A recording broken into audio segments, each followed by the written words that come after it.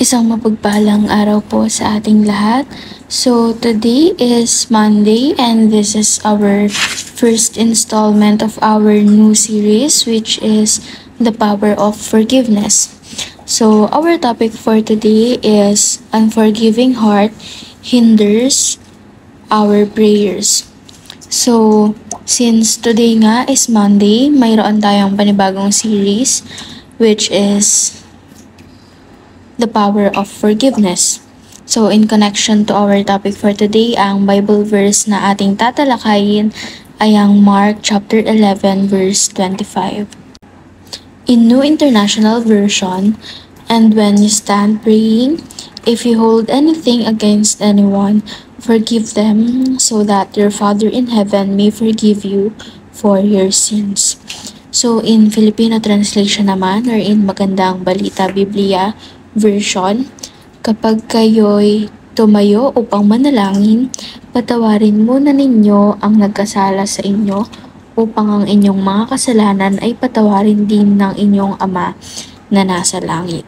So, for me, personally, I think this verse is a reminder na bago tayo manalangin nga na humihingi tayo ng tawad, is dapat tayo mismo sa sarili natin marunong tayo magpatawad ng iba. In that way, nagiging humble tayo kasi hindi natin iniisip na si Lord God nga nagpapatawad tapos hindi tayo magpapatawad. Hindi natin iniisip na mas mataas tayo sa ating Panginoon na nasa langit, na siyang nagpapatawad sa atin, or kahit pa halos araw-araw tayo nagkakasalanan, pero tayo na isang beses lang or minsan madalas lang magawa ng kasalanan ng ibang tao is hindi natin sila mapatawad. So that is a character of being a hypocrite. So, para mas mapalalim pa itong talakayan natin, is proceed tayo sa ating teaching. Number 1, you cannot control other people's desires and actions, but we can control our own. So, hindi na natin makokontrol yung actions and kung ano ba ang ninanais ng ibang tao. So, what we can only control is how to respond to them and ano ba yung maaari pa nating gawin. Like, for example, nagawa nila tayo ng mali, which is nangyari na rin, hindi na natin siya maibabalik. Hindi na natin makakontrol yun dahil nga nangyari na, but what we can do is to control our response to their action towards us.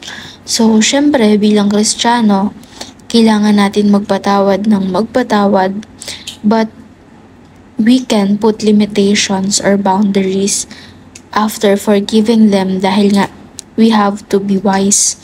Ito rin yung connected siya sa naging care group namin kahapon kasi nga syempre dapat wise tayo na kapag may isang taong nagkasala sa atin, yes, tama na patawarin pa rin natin siya, but we can put limitations, diba? We can put our boundaries para hindi na maulit yung ganong pangyayari and para pareho tayong matuto, both sides, di ba?